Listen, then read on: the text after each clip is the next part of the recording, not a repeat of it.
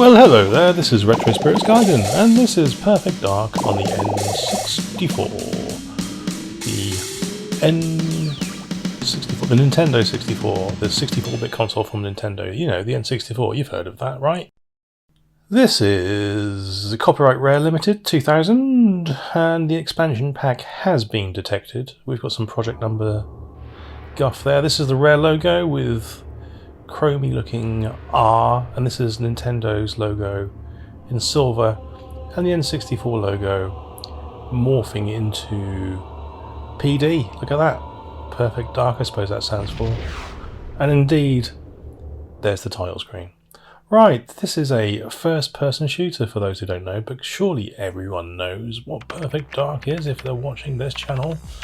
This is Joanna Dark. You enter her head through the back. She's got like a little door in the back of her head that you flip up and sort of go in behind her eyes to use her like an automaton. She's got the biggest glass table in the whole of video games in front of her. I have played this game a bit. I've completed it back in the day. I've bought it recently. This is the American version. It was a loose cartridge, cost me less than £10. Which is all groovy. I've got the Japanese version, which I mistakenly bought thinking I was going to be able to get through it, and I can't because it's all in Japanese. Right, we've got an intro to the first level. This is a very tiled cityscape. We've got people talking to each other, and they're in I suppose it's some sort of jet fighter that looks like it's been carpeted on the exterior because of the texturing. And we've gone through the red section of town, and we're now in the blue section of town. Oh, that's very nice. There's some taxis there. I guess this was supposed to look a bit like The Fifth Element, but they haven't quite achieved the level of fidelity of that movie. Which is no surprise, is it? People like this game, don't they? People enjoy Perfect Dark. I'm playing it here on a analog 3D, using an original controller. And the frame rate is definitely improved, because I remember the frame rate for this game being particularly poor. People back in the day still liked it anyway. Look at Joanna Dark there, all of her polygons were poking out. Did you notice that? She had very sharp knees. So for an N64 game, it's got sort of a very kind of complex environment. Oh yes, the polygon count here does seem quite high for an N64 game. We have a good draw distance, we have lots of alpha effects, and we have lens flare on every light. Thanks Technical Guy for pointing that out. That's no problem. I'm here if you need me. I don't need you, go away. Looking at the floor here, because the floor is interesting. A lot of these shadows that you see on the floor here are probably done with a shadow map. They're probably done with a shadow map. Thank you, I just said that, Technical Guy. But some shadows in the game use cut-in geometry, and they just tint the polygons. Because I've worked on an N64 game before, I know all the tricks. I knew the tricks of the trade. Just got punched in the back of the head by somebody. Let's go and murder him in the neck. Did that. He looked very nonplussed, and his face didn't change. We've got detailed controls. We have multiple loadouts for the guns. It took me ages to work out how to crouch in this game, because on the one that looks like Blade Runner, there's a level that looks a bit like Blade Runner. You need to crouch to go under a thing.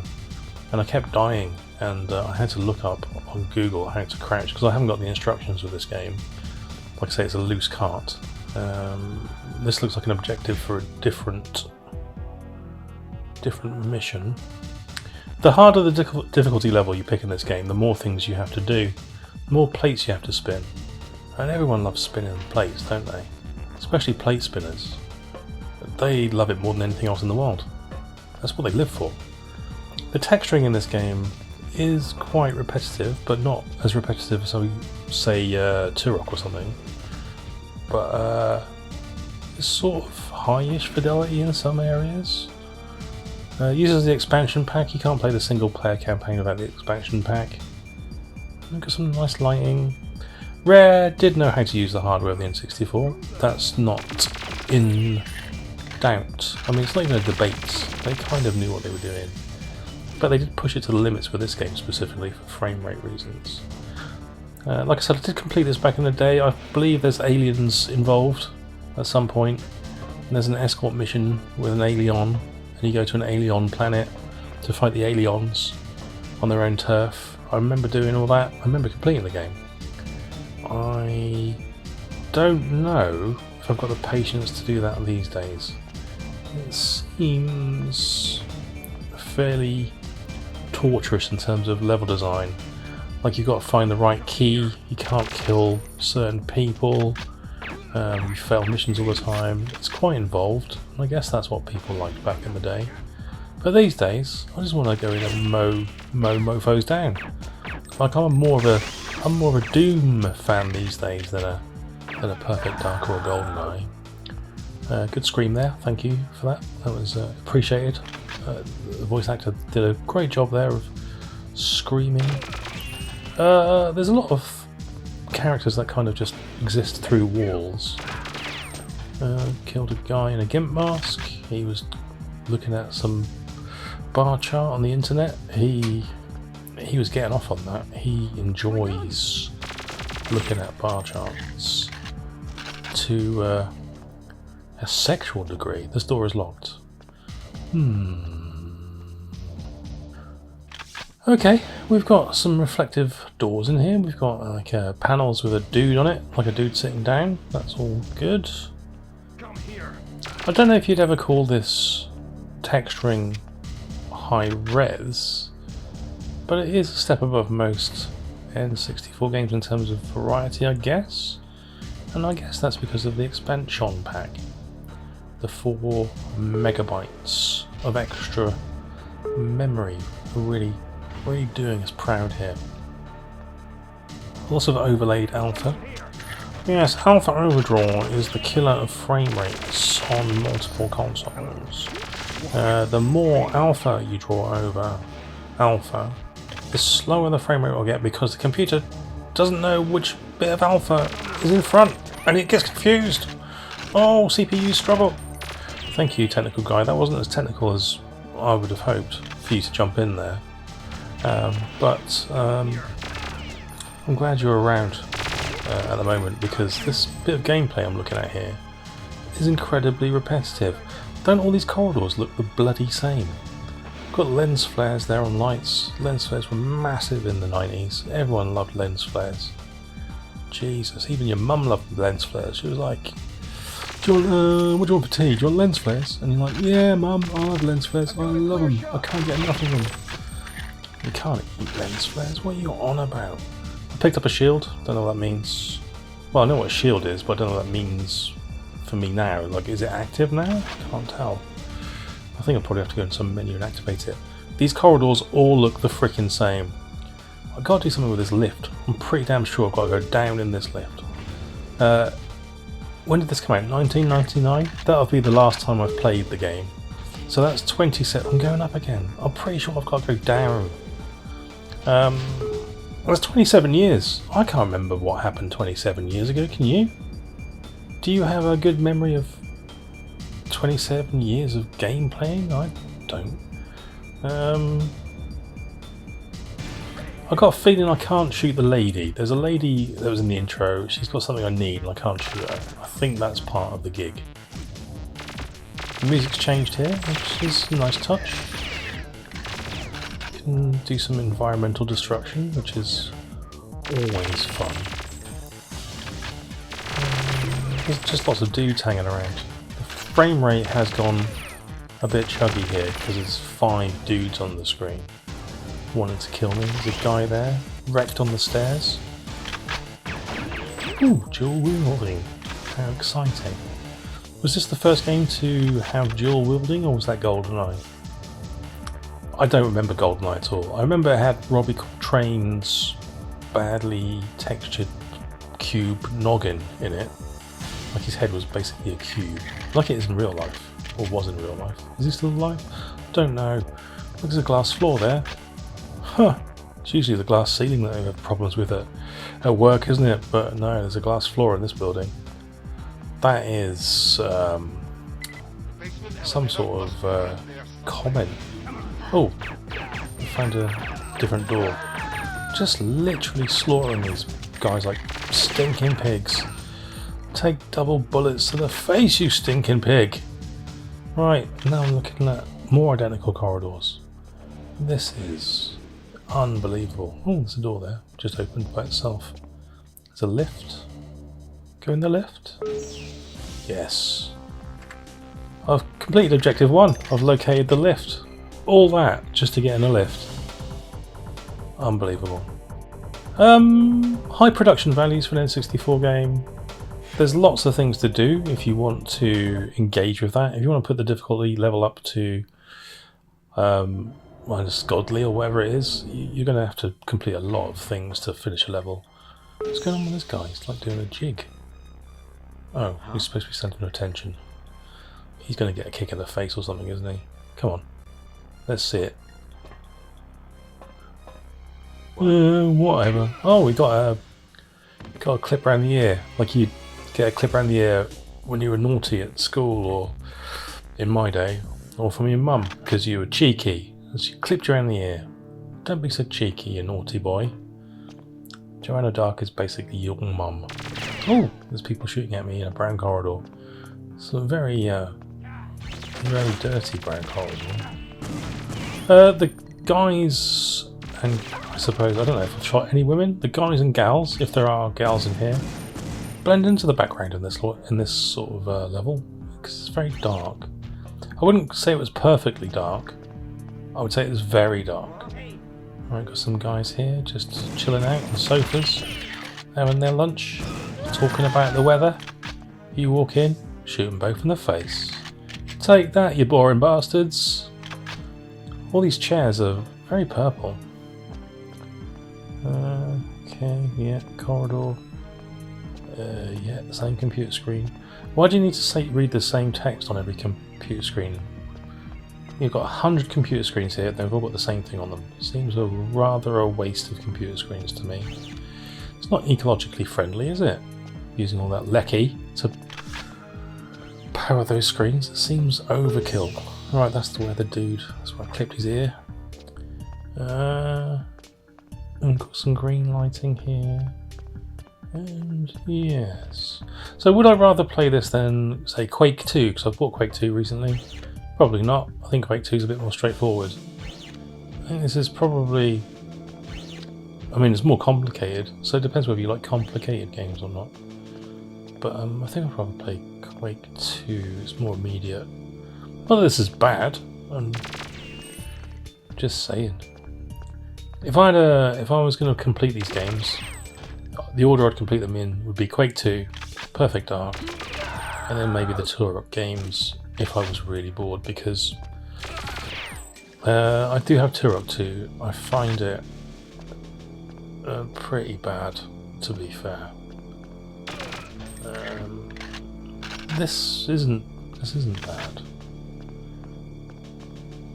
It's probably too hard to control. And oh look, there's a massive room here. But I do like all these kind of rooms and things. I mean, there's plenty of geometry, isn't there? Got some comedy speech. There's a blue carpet. It looks like it's been nobbled to an inch of its life. Looks like it's made out of pure knots. Gotta admire that. Gotta admire them pushing the N64 to its limits. Yep, a decent game by Rare. And like I said, it's a bit better on the analog 3D because the frame rate's better. If you play on a normal N64, some of this is smooth like this, but some of it is jerky as fudge. So there you go. Yeah, 10 quid's not bad though. If you can get it cheap, give it a go if you're a first-person shooter fan. Got some head wobble there. So the gun bounces up and down.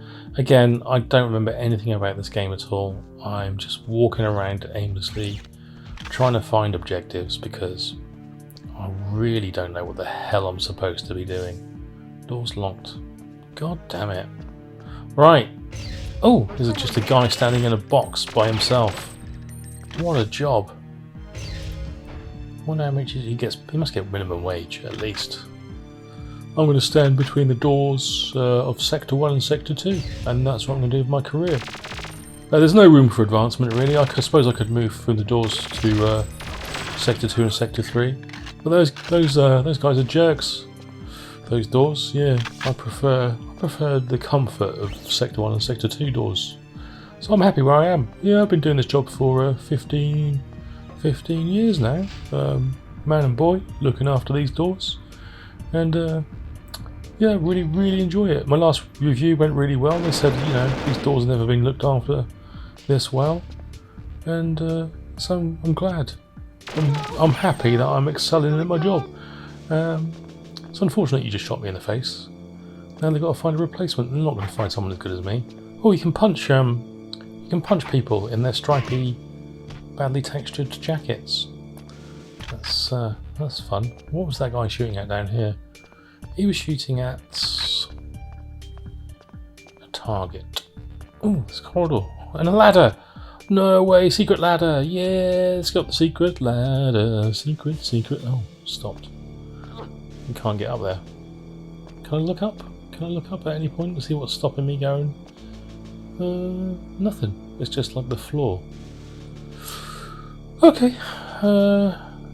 Those crazy game developers, They're trying to wind me up. Oh no, it's a locked door. You need a access card for the floor door. Floor door. That's where Sauron lives in Lord of the Rings, isn't it? Okay, I'm going to go now. Yeah, this is alright. It's alright. I don't think I'm going to play it a load. I've never played the multiplayer game in this. Apparently it was good, but incredibly chuggy. So you're better off playing on an analog 3D or probably emulation if you really must to get a decent frame rate. But this is probably the only good Perfect Dark game, and it's the first one. So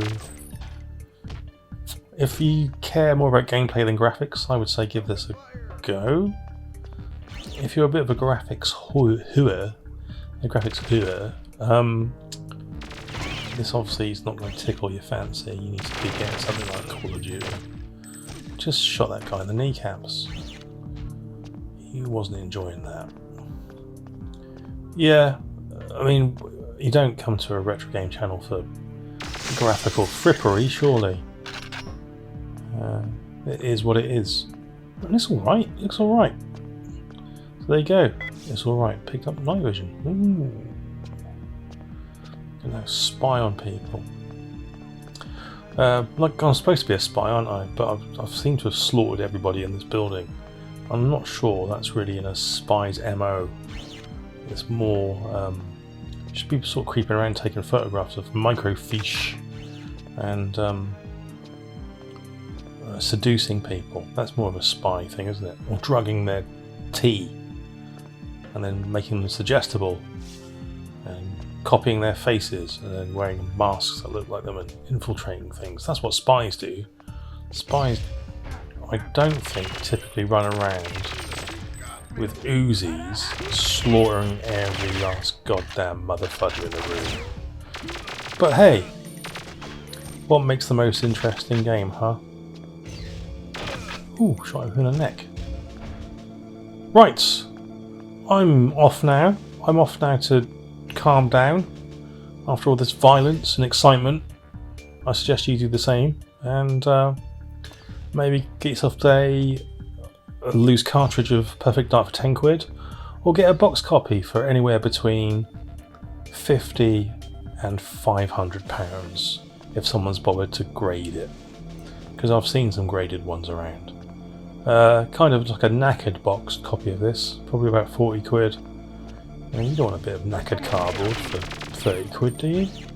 Nah, buy the loose cartridge, mate. I found a new room with different people in it. This room's exclusively got brown architecture in it, which is gorgeous. Alright, I'll catch you later. Ta-ra!